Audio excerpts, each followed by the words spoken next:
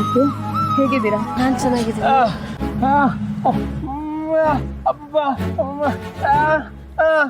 ಏನಣ್ಣ ಹೀಗೆ ಹೇಳ್ತಿದ್ಯಾ?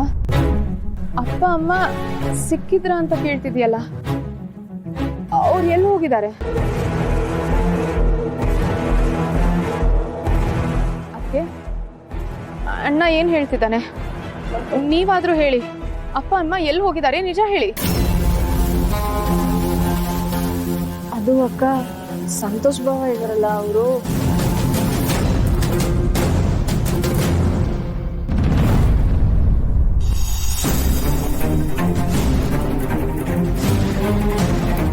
ಮಾಡೋದೆಲ್ಲ ಮಾಡಿ ಏನು ಗೊತ್ತಿಲ್ಲದೆ ಇರೋ ತರ ನಿಂತಿದ್ಯಾ? ಅವ್ರಿಗೆ ಯಾತಕ್ಕೆ ನೋಟಿಸ್ ಕಳಿಸ್ದೆ? ತಿಂಗಳು ಕಳೆದ್ರೆ ಹೇಗೆ ಖರ್ಚು ನಿಭಾಯಿಸೋದಪ್ಪ ಅಂತ ಒಂದೊಂದು ರೂಪಾಯಿಗೂ ಒದ್ದಾಡ್ತಿರ್ತೀನಿ. ಇಲ್ಲಿ ಇವ್ರದ್ದು ಬೇರೆ ರಗಡ ಇಲ್ಲ. ಸಾಕು ಕಣೋ ಸಾಕು ರೀ, ಇಂಥ ಲೆಕ್ಕಾಚಾರದ ಬದುಕು ನಮಗ್ ಬೇಡ ರೀ. ನಮಗೆ ಇವ್ರ ಸಮಾಧಾನ ಬೇಡ ಬೇಡ.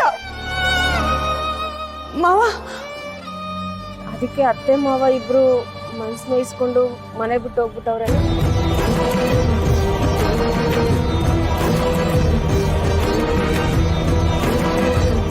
ಇದನ್ನ ನನ್ನಿಂದ ಯಾಕೆ ಮುಚ್ಚಿಟ್ರಿ? ಇಷ್ಟೆಲ್ಲ ನಡೆದೋಗಿದೆ, ನನಗೊಂದು ಮಾತು ಹೇಳ್ಬೇಕು ಅಂತ ನಿಮಗೆ ಅನಿಸ್ಲಿಲ್ವಾ? ಪಾಪ ಅಪ್ಪ ಅಮ್ಮ ಈ ವಯಸ್ಸಲ್ಲಿ ಮನೆಯಿಂದ ಹೊರಗೆ ಹಾಕಿದ್ದಾರೆ ಅಂದ್ರೆ ಅವ್ರು ಎಲ್ಲಿದಾರೋ ಹೇಗಿದಾರೋ? ನಮಗೋಸ್ಕರ ಅಷ್ಟೆಲ್ಲ ಕಷ್ಟಪಟ್ಟು ಅಷ್ಟು ಚೆನ್ನಾಗಿ ನೋಡ್ಕೊಂಡಿದ್ದಾರೆ, ಅವ್ರ ಜೊತೆ ಹೀಗ ನಡ್ಕೊಳ್ಳೋದು?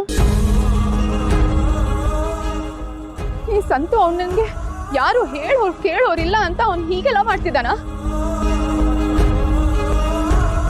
ತಂದೆ ತಾಯಿ ತ್ಯಾಗಕ್ಕೆ ಇದ ಅವ್ನು ಕೊಡ್ತಿರೋ ಬೆಲೆ? ಅವ್ನು ನನ್ನ ಅಣ್ಣ ಅಂತ ಹೇಳ್ಕೊಳಕ್ಕೆ ನನಗೆ ಅಸಹ್ಯ ಆಗ್ತಿದೆ.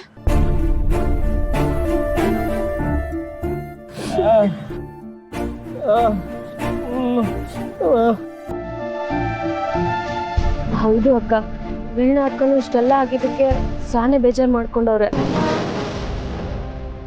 ವಿಷಯ ಏನಾದ್ರು ನಿನಗ್ ಗೊತ್ತಾದ್ರೆ ನೀವು ಬೇಜಾರು ಮಾಡ್ಕೋತೀರ ಅಂತ ಹೇಳಿಲ್ಲ ಅಷ್ಟೇ.